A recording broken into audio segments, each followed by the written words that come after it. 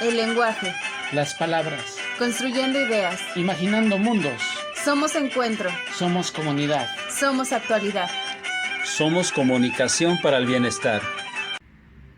Hola, ¿cómo están? Saludos. Gusto de estar nuevamente con ustedes. Saludos desde esta comunicación para el bienestar. Estamos con nuestros compañeros, colaboradores, estrellas, Ivette Serna. ¿Cómo están? Un gusto saludarlos otra vez. Y José Luis Flores Torres. ¿Qué tal? Un gusto saludarlos de nuevo. Y hoy queremos intercambiar impresiones sobre un tema que tiene mucho que ver con esta época en la que todos estamos viviendo, una dinámica tecnológica, una vorágine que a veces cuesta trabajo comprender, que nos arrastra y que muchas veces pareciera que nos faltaran asideros, y precisamente esa es un poco la intención de encontrarnos hoy con ustedes. Queremos reflexionar acerca de Internet y las redes sociodigitales. Ahorita entraremos en detalles. Quisiéramos plantear de entrada, si nos ayudan, si ustedes consideran que hay una especie de mitos, digamos, en torno de Internet y todas las posibilidades de sus usos. ¿Cómo ven este planteamiento? Creo que no solamente Internet y las redes sociodigitales se mitifican, sino en términos generales la tecnología suele mitificarse. Uno de los que abordan, creo que mejor el tema, es Roland Barthes. Aborda diferentes temas, entre ellos la tecnología, desde la perspectiva de los mitos, de la mitología. Hay de repente una serie de cosas, objetos, fenómenos del mundo de la naturaleza, del mundo natural, en donde el hombre no tiene mano, no tiene intervención. Las nubes, el viento, la lluvia, etcétera, cosas del mundo natural. Pero hay otras en donde sí hay una mano del hombre, desde luego, como por ejemplo el alfabeto, el lenguaje, y de repente no lo solemos ver como algo, como una tecnología. Un poquito nos habla Roland Barthes de eso, que de repente la tecnología solemos verla como parte del mundo natural, ¿sí? No la vemos como parte del mundo social. De repente las nuevas generaciones que ya crecieron con Internet de una manera muy cercana, tal vez difícilmente pueden llegar a imaginar un mundo sin redes sociodigitales. De repente pensamos que son parte del mundo natural y no lo es, no es así. Ahora, también creo que el mito siempre sirve a un propósito, que puede ser un propósito político, que puede ser un propósito propagandístico o bien comercial, desde luego también. Podría ir por ahí la intención del mito. Neil Postman hace esa reflexión por ahí también, nos previene, él nos habla de que cada nueva tecnología viene como relacionada con un riesgo, nos previene de los riesgos que implican esas nuevas herramientas, y creo que cada aditamento, cada herramienta que va surgiendo, como que la gente tarda en asimilarlo. El ferrocarril tardó muchísimo en que la gente pues lo reflexionara, lo asimilara, entendiera de qué se trataba. El automóvil, la televisión, se le decía, bueno, la caja idiota, etcétera, ¿no? Siempre había como esa mitificación, siempre había como ese verlo como algo fuera de, algo como sobrehumano muchas veces, ¿no? Entonces Neil Postman nos pone como ese tema de la mitificación de la tecnología, pone ese tema sobre la mesa, que hay veces que le damos una sobreimportancia a los medios de comunicación. Ahora, sucede con Internet, me parece, aunque habría que ver si Internet es un medio de comunicación como tal, pero bueno, es una tecnología, y es una tecnología que de repente también hay una serie de mitos, como bien lo comentas, alrededor de Internet. De repente me parece que para analizar y para percibir a la tecnología en su justa dimensión, me parece que sirve de mucho bajarla de ese nicho, ¿no? Del mito, justamente. Sí. Mire, ¿qué dirías acerca de Internet y las redes sociodigitales? ¿Hay alguna mitificación de ella?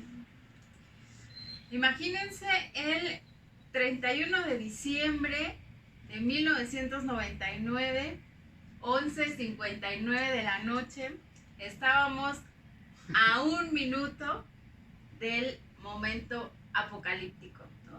Cuando el reloj llegara a las 0 horas, las computadoras se iban a paralizar, el mundo se iba a paralizar, los sistemas se iban a caer. El apagón digital. ¿No? El mundo distópico se nos iba a revelar a todos cuando el reloj cambiara. Pero no fue así, ¿no? Sin embargo, esto ejemplifica muy bien el gran mito que hay alrededor del Internet y de las tecnologías en general, como tú decías, ¿no? Sí.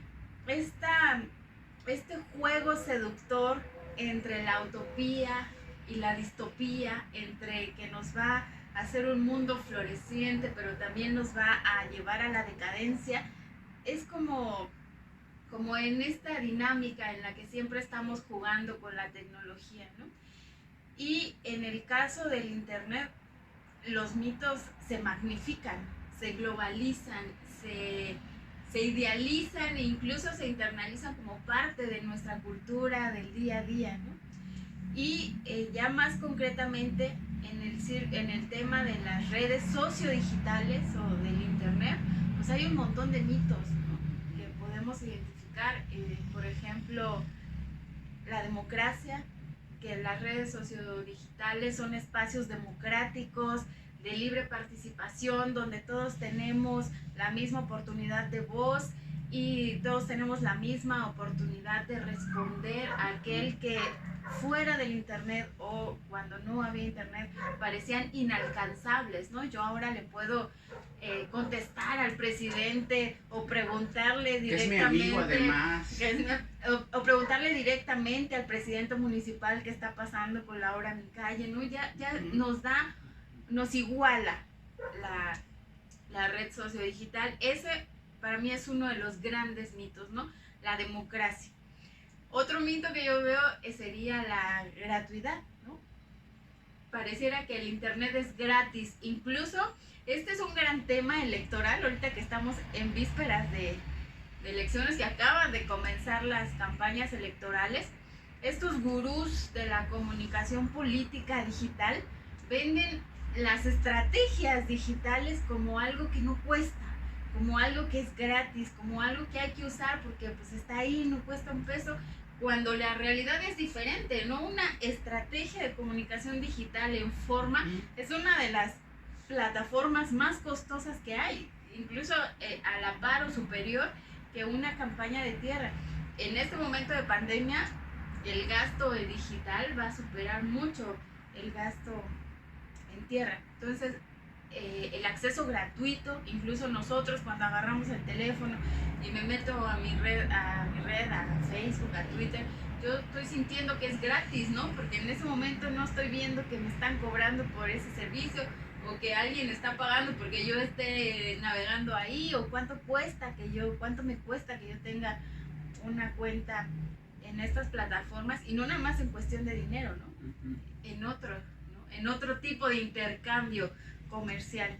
Y entonces ¿quién será el producto ahí? Cuando aparentemente es todo gratis.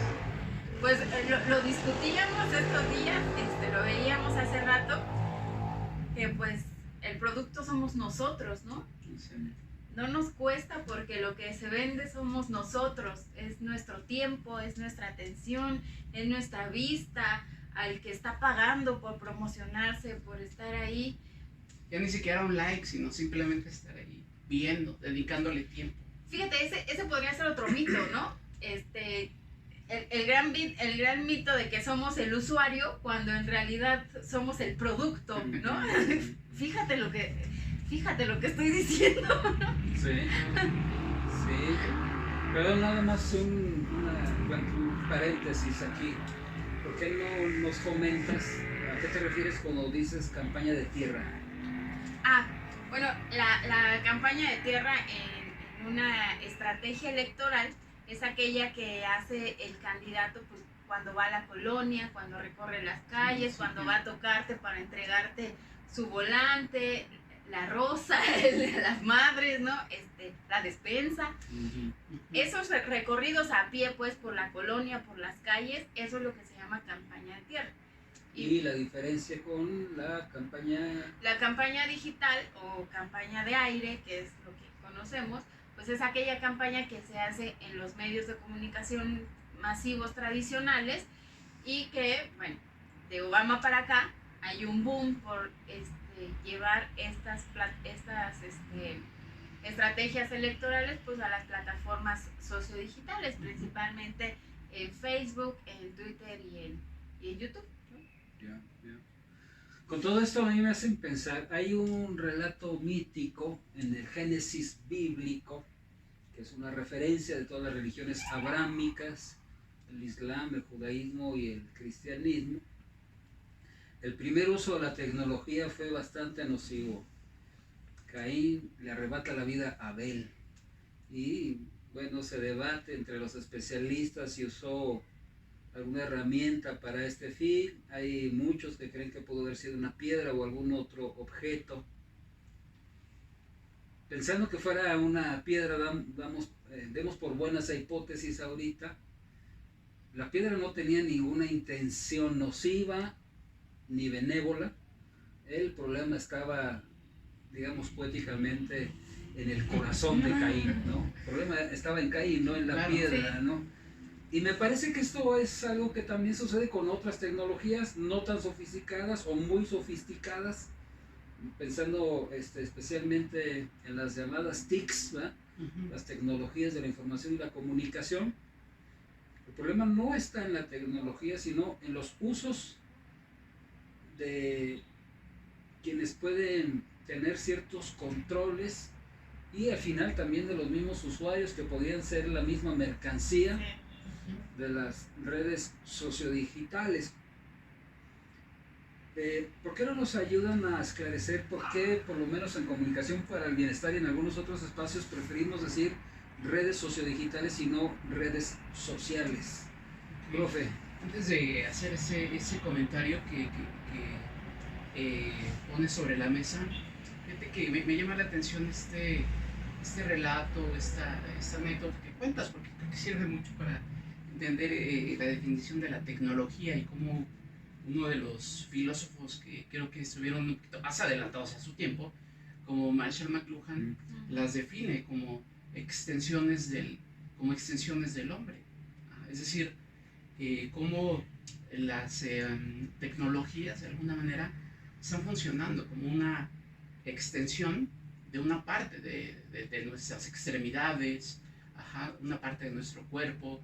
Mis lentes de alguna manera estarían potencializando, digamos, la capacidad de mi vista. En este caso, la piedra estaría potencializando pues el uso de la mano, el golpe. El golpe es más contundente, el golpe es mortal, podría llegar a ser mortal, por así decirlo.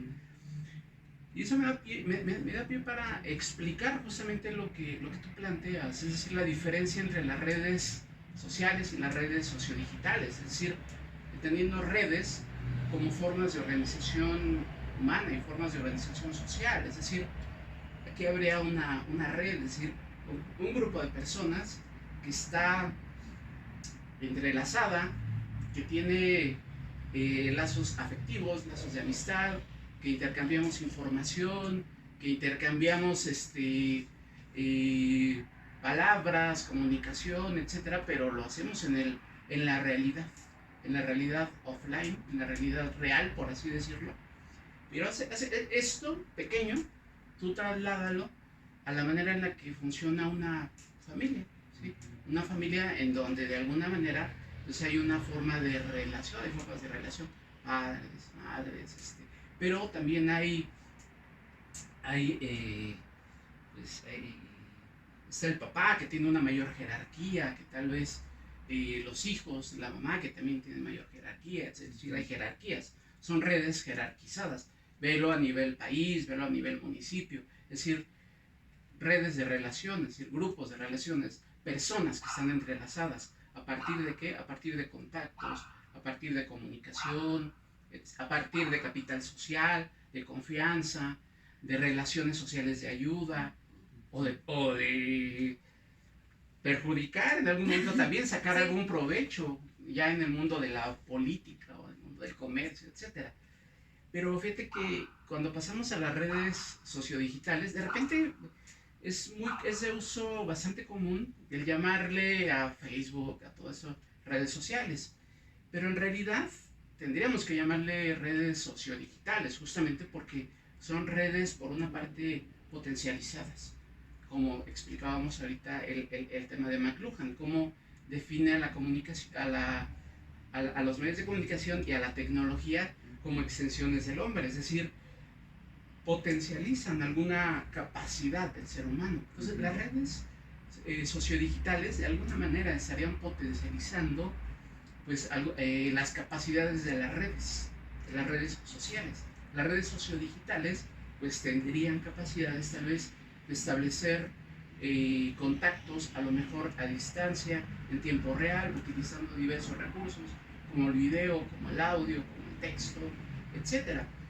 Y no solo eso, sino que también el modelo de redes sociodigitales, por así decirlo, pone por ahí en entredicho ese sistema como de jerarquías, porque digamos en las redes sociodigitales pues no hay un centro aparentemente, porque es otro debate, pero en términos generales se entiende que en las redes sociodigitales pues cada uno de los participantes es tan importante como el otro, es decir, estaría en capacidad como de mandar información, recibir información, participar, dar un like, poner un mensaje, está en capacidad, tiene las posibilidades de hacerlo, pero muchas veces no hay la suficiente participación. Tiene que haber como elementos motivos como para incentivar esa participación en redes. Entonces, básicamente creo que ahí podríamos establecer la diferencia entre las redes sociales, que serían redes de contacto, redes humanas, en donde hay contactos, en donde hay jerarquías, etcétera, y las redes sociodigitales, que sería en donde ya esas relaciones estarían mediadas o estarían intervenidas a partir de qué? A partir de una tecnología, que en este caso podría ser internet, que lo podemos tener en una computadora o lo podemos tener en un teléfono celular, etc. Mire, ¿qué nos dices de esta comprensión? Sí, algo que me parece muy importante es que en el caso de las redes sociales, justamente son una extensión, es decir, tus redes de amistades, familiares, reales, pues, hacen por ti lo que tú no podrías hacer solo, y mucho menos viviendo en comunidad, o sobre todo viviendo en comunidad. Y hay unos estudios muy importantes y además interesantes que dicen que mi conducta o la conducta de un miembro de la red afecta la conducta y el comportamiento de toda la red. Incluso, bueno, si yo tengo por ahí unos kilillos de más, es muy posible que toda mi red pueda tener esos kilillos de más. Pero además de eso, esta información, digamos, de red sobrepasa este círculo a un segundo paso, que serían los amigos o las redes alternas de mi propia red. O sea, si nos vamos imaginando este tejido, digamos que los amigos de José Luis también están influenciados por mis conductas o por mis vicios o por mis costumbres, igual que los tuyos. Y a su vez también pasan a un tercer nivel. O sea, si nos podemos imaginar esto, Es el tejido social. lo maravilloso del tejido social es que lo que tú haces puede afectar a gente que no conoces. Y eso es, digamos, un efecto mariposa del tejido social. A mí me parece eso impresionante. Incluso, bueno, hablábamos la semana pasada sobre el tema de la felicidad, pero justamente estos estudios también dicen que estas relaciones y conocer incluso las redes de tus redes te hacen mucho más feliz, porque si sus actitudes son positivas, tú también te contagias. O sea, me parece irreal a veces, ¿no? Me parece irreal. Y en el caso de las redes sociodigitales, que ya estamos hablando de estos tejidos que hacemos en estas plataformas virtuales, me da un poco la impresión que estos tejidos que tendríamos que estar construyendo acá afuera, queremos construirlos únicamente sobre las plataformas sociodigitales. Y ahí es donde luego chocamos con la realidad y no tenemos los grados de satisfacción que estamos buscando, porque estamos colocando expectativas en una plataforma pues que de naturaleza no están diseñadas para darnos, ¿no? Entonces, pues sí pueden ser una extensión de tu red, porque sí hemos visto fenómenos de apoyo, sí hemos visto, el caso de sismo aquí en México, el terremoto del 2017, pues sí se ven, ¿no? En temas de migración. En temas de migración, o sea, sí hay fenómenos, digamos, sociales, en donde sí podemos ver este tejido y esta participación. Pero ya en lo que se refiere a una construcción personal de red, ahí es donde ya no podemos poner esas expectativas en las plataformas. Tendríamos que estarlas construyendo fuera para entonces poder hacer una extensión de esto, extensión de nuestro cuerpo social real en una tecnología, ¿no? Y entonces potenciar todos estos beneficios en una tecnología. Me parece que así es como deberíamos de funcionar, pero queremos encontrar lo que deberíamos estar construyendo afuera, lo queremos encontrar allá arriba. Y ahí es donde, pues sí, hay problemas fuertes, ¿no? Sí, pensamos de repente en internet y en lo que vemos en la pantalla como un espejo de la realidad, y los espejos hay veces que son fiel reflejo de la realidad, pero hay espejos que distorsionan la realidad, que la magnifican o que la acortan, etcétera, ¿no? La red, lo que vemos en pantalla, y digamos que no tiene un referente que por sí solo, pues ese referente siempre lo tenemos del mundo offline, ¿no? Como los espejos. El espejo pues es una imagen que tiene como referente el mundo real. Sí, ahorita que los escucho me hacen recordar la primera generación de estudiosos de la comunicación, particularmente la escuela norteamericana. Escribía el análisis desde el paradigma del funcionalismo. Hablan de las funciones. Se veía los medios de comunicación como el sistema nervioso del organismo complejo que era la sociedad. Y bueno, ya las generaciones más posteriores hablaban también de disfunciones de los medios de comunicación. Una de ellas era la disfunción narcotizante, ¿no? Entre más tiempo se dedicaba a los medios tradicionales, lo decían en aquel periodo, no existía ni siquiera el internet en ese periodo, o la internet. Una de las disfunciones de los medios de comunicación era la disfunción narcotizante, ¿no? Entre más tiempo se dedicaba a estar de espectador o de espectadora ante la pantalla, la prensa o la radio, pues se distraía el tiempo a la vida real y cotidiana, concreta, ¿no? Como la canción de los intelectuales de Rodrigo González, ¿no? Se la pasaban pensando, pero no daban para comer. Y pensando también en McLuhan, esta idea de la extensión del hombre, este gran megáfono que son las redes sociodigitales, ¿no? Ahora todo el mundo puede o tiene su propio megáfono, a veces incluso con avatares que se conocen, ¿verdad? Perfiles que no son precisamente la personalidad real, sino que se proyectan ahí personalidades idealizadas o enmascaradas, diría Octavio Paz, ¿no? Desplazadas. Desplazadas. Y recientemente ha habido un par de eventos que creo que vale la pena retomar. La censura en su momento de Twitter, dicen. Yo digo Twitter, pero bueno, a Donald Trump en el último tirón del proceso electoral de los Estados Unidos, la censura en Facebook a Donald Trump, ¿no? Hay un cierto criterio. ¿Quién determina qué es censurable? Y bueno, son lógicas empresariales que obedecen a intereses empresariales.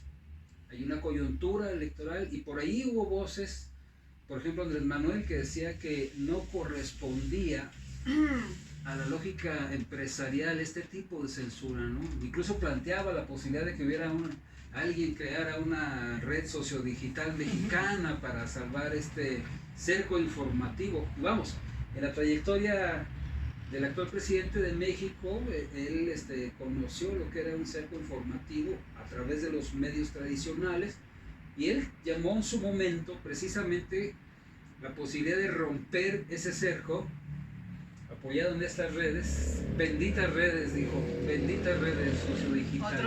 Otro mito. Hablando de mitos. Sí. Que ha generado dividendos para muchos periodistas, entre comillas, que se cuelgan de ese apelativo, ¿no? De las benditas redes sociales. Sí. ¿Qué pasa ahí con...? ¿Necesitamos legislar más allá de la lógica empresarial de estas redes y muchas otras? ¿En qué sentido y como por qué o para qué? Y por ahí otro de los mitos del internet justamente es el de la libertad, ¿no? Es decir, el espacio virtual, el espacio de la pantalla como un entorno en donde parecería que uno puede decir lo que uno quiera y a quien quiera y donde quiera, etcétera. Me parece que le tenemos un poquito de miedo a la legislación, a la palabra legislar, pero me parece que sí habría cosas que valdrían la pena el poner sobre la mesa y convertirlas en ley. Por ahí decía un continuador justamente del trabajo de McLuhan, al cual me refería hace ratito, a Neil Postman, que toda nueva tecnología implica como responsabilidades.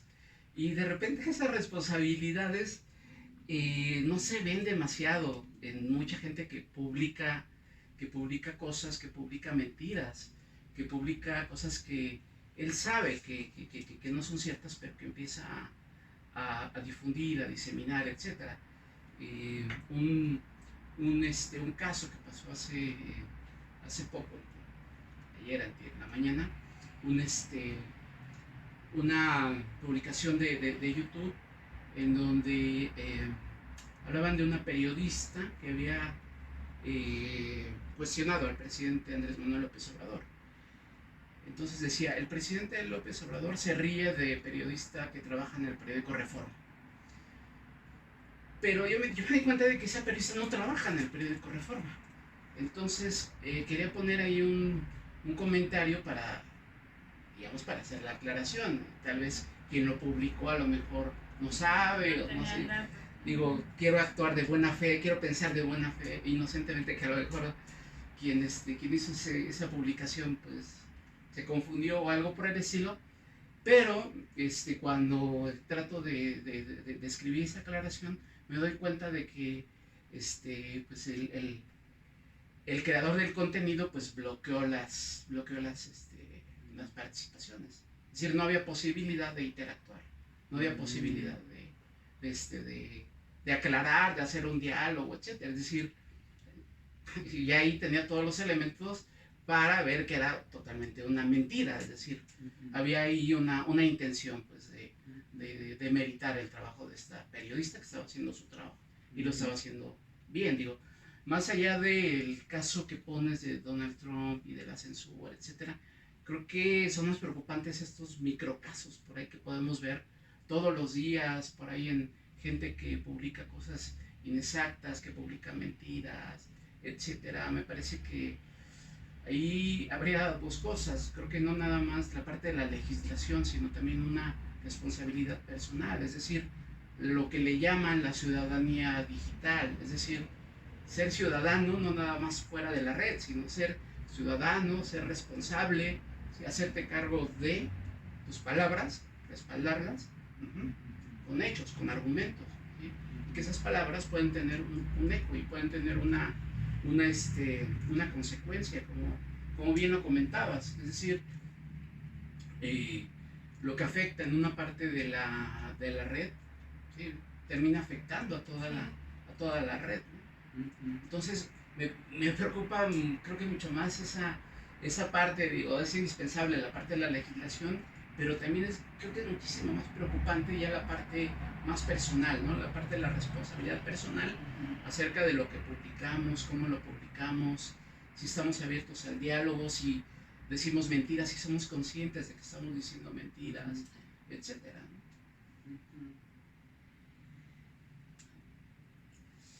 Yo creo que el tema es, esto que tú planteas, es complejo, complejísimo. El tema de la censura, en particular de Donald Trump o de cualquier otro personaje político o de la farándula que quiera hacer política o de cualquier otra cosa. Y es que la máxima del comercio es que el que paga manda. Entonces hay que ver quién está pagando a estas plataformas, ¿no? ¿Por qué digo que hay que poner las cosas en su justa dimensión? Este tema es un tema de mitificar las redes. A ver, si Donald Trump fuera reelecto y eso afecta a los intereses comerciales, económicos de cierto sector que no le conviene que esté ahí, o en otro sentido beneficia a otro sector, pues ahí es donde se juegan los capitales. Incluso las mismas plataformas tienen sus propios intereses económicos y pues por ahí juegan. Creo que el tema de la censura va más por ahí que por un tema de ideales políticos o de democracia, de defender la democracia, de defender los derechos ciudadanos, porque no es su naturaleza. Me parece que el comentario del presidente Andrés Manuel pudiera haber tenido buena intención, cierta buena intención. Al final él también es un presidente sujeto a la censura, ya sufre un cerco, ¿qué más podría decir? Pero está desproporcionado, sí, porque no estamos pensando pues en qué son estas plataformas. Ellos pueden censurar a quien quieran si no les conviene a su cartera de clientes o si les conviene. Lo mismo pasa en las televisoras, lo mismo pasa en el radio, lo mismo pasa en cualquier otro medio, en los periódicos, ¿no? La lucha por el rating y por la lana y por la publicidad es el tema de los medios. Y estas plataformas a eso juegan también, ese es un negocio. Ahora, yo creo que los que no saben cuál es su lugar aquí son los políticos, porque no se puede, no se debe y no se puede pretender gobernar a través de estas plataformas o utilizarlas para estos fines. Digo, podría funcionar, hay estrategias, yo no digo que no, pero no es que sean los espacios democráticos, no es la plaza pública la que te estás peleando para que te dejen decir un discurso, no, es un espacio privado, ¿no? Privado y que gana dinero y mucha lana y muchos intereses están de por medio. Entonces yo creo, además, los políticos son de los mayores inyectores de lana a estas plataformas. O sea, también no juguemos aquí como a la doble moral, ¿no? No estemos jugando y situémonos. El presidente en ese momento también, fíjate, hizo un llamado cuando se hizo toda esta polémica de si Facebook y sus plataformas, que la información, que la identidad y todo eso, hace un llamado para mudarse a Telegram. Y en cuestión de horas, Telegram se disparó. Cuando Telegram no es una plataforma probada para la seguridad, incluso es más insegura y es peor que y utilizada WhatsApp, para cosas y peores. utilizada para cosas peores. Entonces me parece que este desconocimiento de las plataformas o esta idealización de las plataformas, en realidad el que le están haciendo daño es al ciudadano, ¿no? Y por el otro lado, esto que pasa con Caín y Abel, y esto que pasa con este youtuber que sube la nota, finalmente la tecnología pues es una herramienta, ¿no? Es como el vaso, como los lentes, pero lo hemos tratado aquí en otros programas y es el tema de la intencionalidad. ¿Con qué intención voy a usarlo? ¿Con qué intención estoy subiendo ese mensaje? ¿Y desde qué contexto? ¿Con qué intención estoy censurando a Donald Trump? ¿Con qué intención estoy haciendo un llamado para irnos todos a Telegram? O sea, ¿cuál es la intencionalidad? Y en la parte de los ciudadanos, creo que ahí es donde nos toca jugarnos a nosotros. Sí hay unas visiones, digamos, tú lo decías hace rato, ¿no? Apocalípticos e integrados, ¿no? Pero más que una visión apocalíptica, sí debemos ser conscientes que esto, como la tele, como cualquier otro medio está, pero como la tele y como cualquier otro medio, la responsabilidad de cómo lo uso y con qué intención lo uso es mía, ¿no? Ahí está donde la ciudadanía digital, pero si no tenemos una ciudadanía, digamos, en el mundo real, en un cuerpo de ciudadanía, pues ¿cómo lo hacemos extensivo? Al contrario, pareciera que a veces las usamos para desplazarnos, ¿no? Me busco otra identidad y entonces sí puedo decir lo que quiera y ataco a quien quiera y apoyo a quien quiera. Desde el anonimato. Desde otro que yo no soy. Y entonces en lugar de asumir la responsabilidad, me despojo de ella, ¿no? Entonces, sí, andamos jugando ahí a cosas, a cosas que no nos estamos situando bien, pues, en la realidad. Y todos, el ciudadano, el político, las plataformas, creo que todos le estamos entrando a ese juego. Y creo que uno de lo que decíamos hace ratito, una de las cosas que decíamos hace ratito, es que para poner el fenómeno internet y el fenómeno redes sociodigitales en su justa dimensión, justamente era desmitificarla, bajarla, como dice Nicho, bajarla de ahí de las nubes y verla como un modelo de negocios. Y me parece que de repente no solemos verla como un modelo de negocios, ¿no? Internet y redes sociales. Aquí hemos criticado mucho al periodista con aspiración a influencer, pero también están los políticos con aspiración a influencer. Y el influencer con aspiración a periodista. Y el influencer con aspiración a periodista y el influencer con aspiración a político y el reportero con aspiración a político pasando por la mediación de las plataformas. El youtuber que ya es candidato plurinominal. Esto ya es es un juego de, no sé si de vanidades o de qué, pero la hoguera de las vanidades. Todos estamos jugando a lo mismo.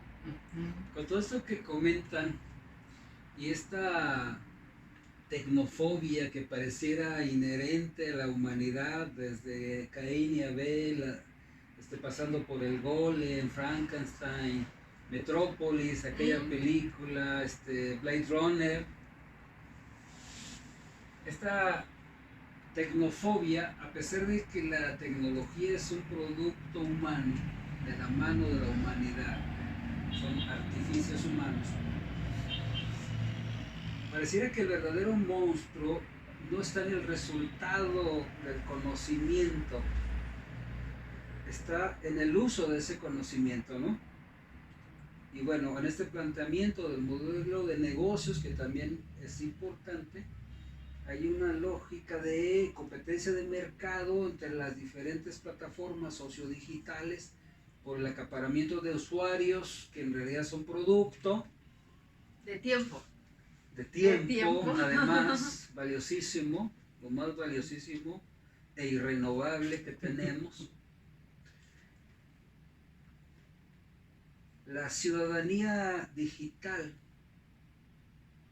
podría en un momento dado reorientar o redefinir los alcances, de esta lógica de mercado, de esta aspiración de influencers que tienen los políticos y otros productores de contenidos y viceversa. ¿Cómo avanzar en la ciudadanía digital?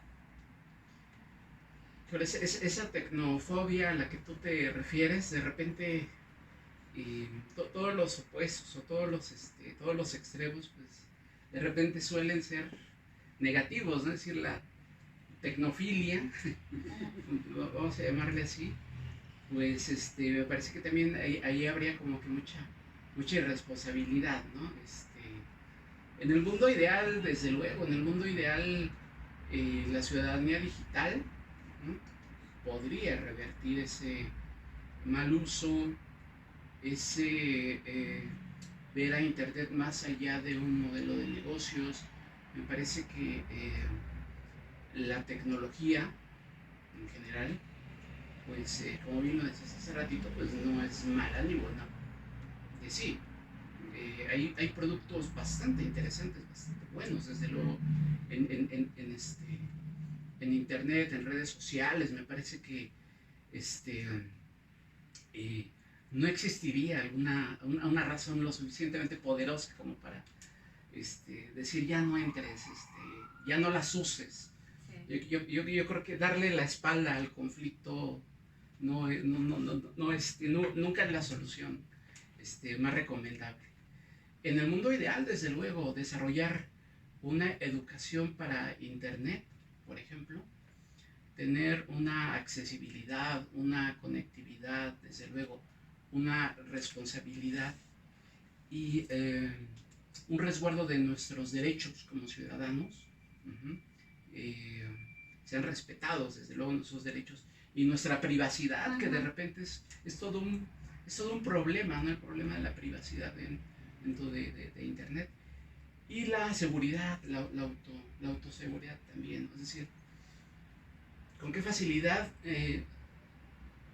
menores de edad pueden tener acceso a contenido para adultos, por ejemplo. ¿Qué candados estamos poniendo ahí? Es decir, en el mundo ideal, desde luego, la ciudadanía digital nos haría mejores consumidores de las redes sociodigitales y de Internet en términos generales, pero desde luego tendría que partir todo esto de lo que decías hace ratito, es decir, qué tan buenos ciudadanos somos fuera de las redes, en el mundo offline, en el mundo real, en la vida cotidiana, ¿no? Es decir, no podemos ser pues unos gañanes o unos, no sé, tener una ciudadanía bastante cuestionable en el mundo fuera de las redes sociales y ser todo un caballero, ser todo un buen usuario de la red, ¿no? Me parece que lo ideal es que pudiéramos ser ciudadanos digitales y ciudadanos en la vida real, pues con altos niveles de ciudadanía, ¿no? Y si hace falta, insisto, en una responsabilidad, en una educación.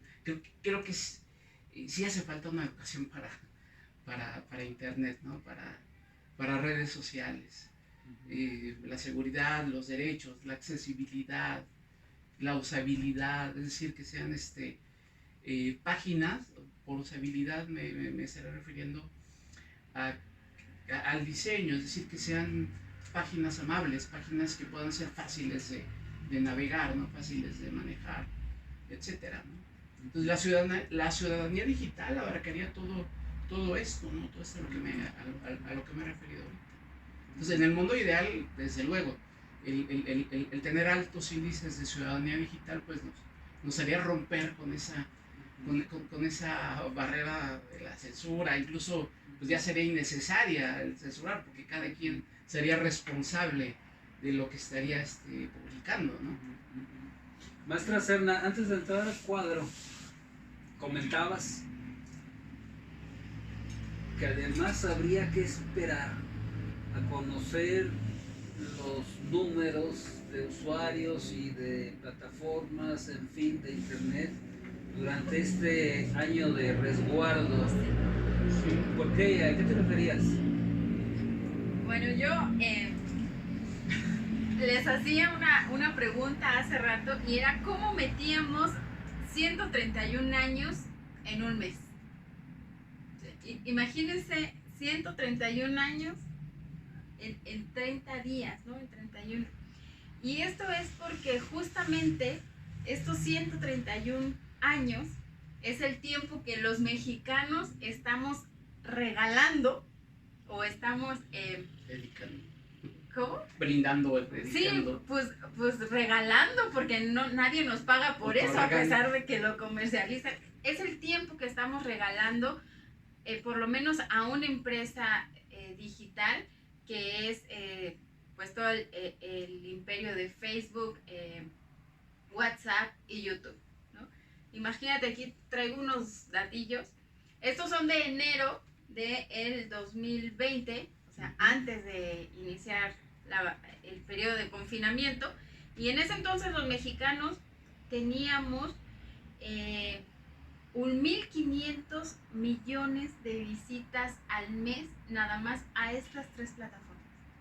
1.500 millones de visitas al mes, que son estos 131 años al mes. Imagínate, antes de la pandemia. Si esto lo escalamos a la dinámica que se dio en el confinamiento, sobre todo en los primeros 5 o 6 meses, yo calculo, digo, no han salido los datos, pero estamos hablando que yo creo que estamos regalando 300 años al mes a una sola empresa Que lo monetiza. digital, que lo monetiza. Ahora, estos 300 años al mes, imagínate cuánto dinero representa. Que nos hace sus productos. Que nos hace, estos son el tiempo, digo, este es el tiempo que pasamos en pantalla. Antes del confinamiento, alrededor de 46 minutos al mes por usuario o por, digamos, interacción, y estas son 1.500 millones al mes. ¿Sí? Pero entonces nos desconectamos o qué Es dirías? es una barbaridad, ¿no? No nos alcanza la vida para regalarle tanto, no tenemos tanta vida para regalarle nada más a esta plataforma, ¿no? Y para completar esos datos, de todo ese top 10 de las páginas más visitadas previo al confinamiento, había 2 páginas para adultos, páginas de pornografía como tal, pues. Sí. Hubo Exacto. el boom del Zoom, El- ahora ya se volvió el un uso Zoom. genérico, ¿no? Ya También. cualquier conexión con video en tiempo real es Zoom, aunque no necesariamente sea esta plataforma. Pero ¿qué hacemos entonces? ¿Nos desconectamos? José Luis dice, construyamos ciudadanía digital, establezcamos regulación. Me parece súper importante ese concepto de ciudadanía digital. Creo que hay que ponerlo en la discusión. Fíjate, los gobiernos, los partidos, los países han desgastado mucho esta discusión en un tema de regulación, de sobreregulación, de legislación, De censura. de censura, y ahí es donde se están peleando, ¿no? Ahí se están jugando la vida, otros de gurús tecnológicos que nos vengan a limpiar estas plataformas. Pero esta es una visión muy inequitativa, donde no se pone atención al ciudadano, donde parece que el ciudadano no cuenta, nos infantilizan y no nos creen capaz de modificar nuestra forma de interactuar con estas plataformas. Entonces, pues ellos son los únicos que pueden solucionarlo. Pero estas regulaciones, al final, a quienes van a repercutir somos a los ciudadanos, ¿no? Que nadie nos está preguntando ni pidiendo opinión. Entonces yo creo que ya estamos grandecitos, ya véanos como mayorcitos, y hay que poner el foco en la discusión de la creación de ciudadanía digital y de ciudadanía en general, ¿no? Por ejemplo, en este tema del confinamiento, si nos están viendo maestros, yo sé que han tomado muchos cursos de plataforma, Zoom para principiantes, intermedios y ya están en súper experto, ¿no? Y de todas las demás plataformas que hay. Pero ¿cuántos cursos tomaron sobre ética digital? Sobre el uso ético de las tecnologías, sobre el uso ético cuando hay un menor de edad, un niño del otro lado de las pantallas, sobre ciudadanía digital. ¿Cuántos cursos tomaron? Creo que ese curso lo tendría que tomar profesores, desde luego, y alumnos también, me parece que sí. Y padres de familia, familia. padres de Y familia. madres de familia. O sea, ¿cuántos cursos de esos hay? Yo no sé, pero me imagino que no debe haber muchos. Si hay algún maestro que nos está viendo, pues díganos, ¿no? A lo mejor estamos cerrando como el youtuber, pero me arriesgaría a decir que no tanto. Pero el dinero que se invirtió para esos cursos, este momento de coyuntura era por ahí, en la creación de la ciudadanía, porque es una dinámica que no va a cambiar, aunque el confinamiento termine, no va a cambiar. Y es que ese es otro de los mitos de Internet, el pensar que sabemos utilizar las plataformas de Internet, ¿no? Y podemos ser expertos incluso en edición, en generar contenidos, en hacer fotos muy bonitas, etc. Sí. Pero eso no te hace ni un buen reportero, ni un buen narrador, ni un buen cineasta, ni un buen... Y la otra parte, la parte de la ética, desde luego, ¿no? Sí, Sí. ya el trabajo del profesor, ya de antemano, debe tener toda una deontología, por llamarlo de alguna manera, ¿no? Bueno, en el sistema educativo, desde luego que el eslabón que recibe todos los embates es el profesorado, pero es un sistema mucho más complejo que eso, ¿no? Claro. Hablábamos del alumnado, de los padres de familia, pero también nos faltó pasar ahí mención por lo menos de la administración académica. Sí. O sea, ahí también hay una lógica que a veces es ilógica, ¿no?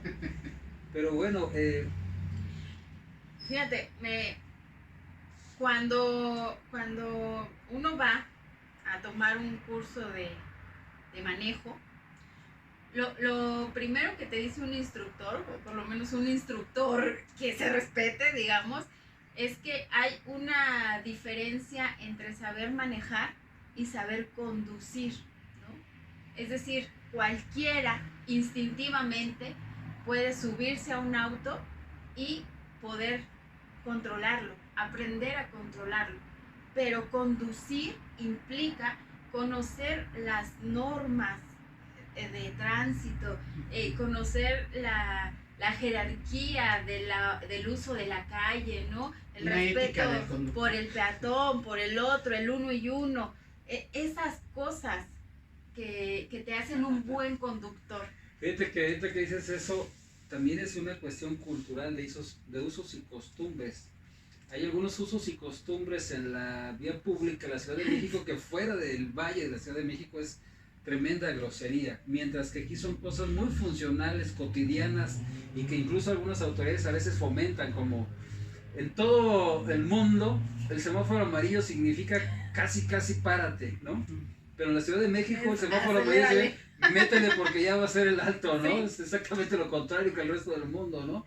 Sí, entonces, en el tema de las tecnologías y en particular de las plataformas sociodigitales, que es lo que estamos tratando aquí, es igual, ¿no? Saber cómo postear una información no significa que estés haciendo un buen uso de la plataforma, ¿no? Ahí es donde está la diferencia. Sí. Culturalmente, por ejemplo, en este ejemplo de la vialidad de conducir la Ciudad de México, dar vuelta en un eje, en segundo, tercer, hasta cuarto carril, es socialmente bien visto. Cuando visiten la Ciudad de México, ténganlo presente, no se sorprendan, pero además es una necesidad, por la densidad poblacional y la densidad vehicular en la que vivimos, es una necesidad. Incluso los agentes de tránsito lo estimulan para que así sea. Cuando en otras ciudades esto es demasiado mal visto, ¿no? Incluso la misma autoridad te cierra la vialidad sin previo aviso, ¿no? Y hazle como quieras, ahí te quedas atorado. Bueno, esa es ¿no? otra, También, es ¿no? una contraparte. Hablando de la... Y el papel de los ciclistas y motociclistas que piensan que las reglas de tránsito solamente son para los automóviles, ¿no? Sí, y eso me hace pensar también, además de la necesidad de un marco jurídico, la construcción de ciudadanía digital, darnos cuenta de que también hay un intercambio cultural en el sentido antropológico, ¿verdad? En los usos y costumbres de la internet y las redes sociodigitales. En este periodo de confinamiento ha habido, creo yo, algunos excesos que por ahí, como has mencionado tú en alguna de las colaboraciones en texto, ¿no? Pareciera que no hay un uso horario como el que existía en la normalidad previa a la pandemia, ¿no? Hay mensajes en deshoras, hay conexiones en deshoras, que a veces uno piensa que son cosas alarmantes o importantes, pero bueno, pueden ser chistes, memes, comentarios que bien podrían haber esperado un horario hábil o por lo menos diurno para intercambiarse, que bueno, por ahí también habría que tener, además de esta construcción de ciudadanía digital, además de este marco jurídico que salvaguarde la expresión y que no sea una mordaza, vamos, pues una ética y una cultura de consideración del uso horario del resto del mundo, por favor. Se lo agradeceríamos todos y trataremos de ser también respetuosos en la misma materia. No sé si nos faltaría comentar algo más.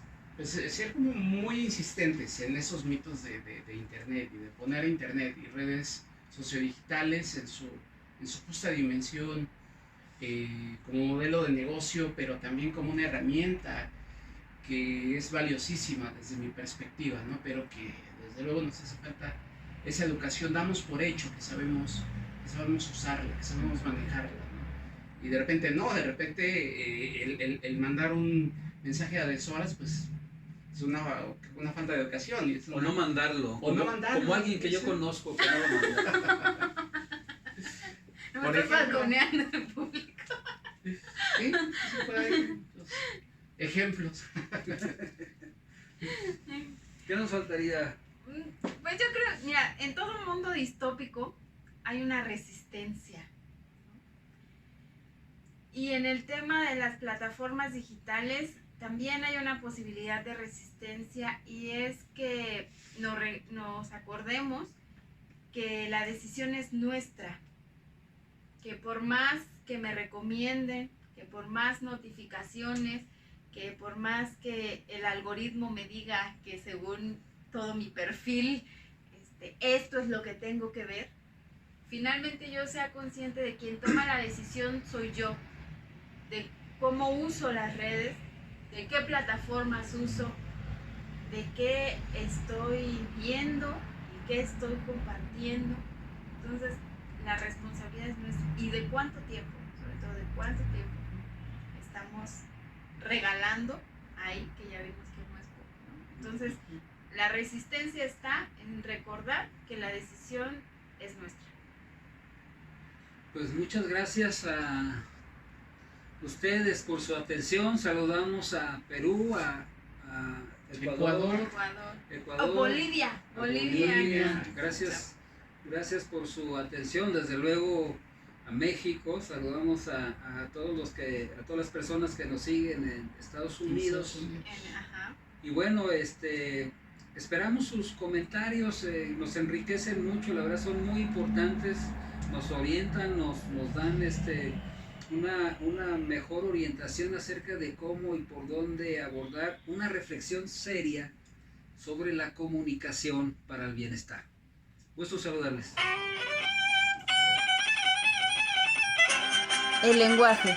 Las palabras. Construyendo ideas. Imaginando mundos. Somos encuentro. Somos comunidad. Somos actualidad. Somos comunicación para el bienestar.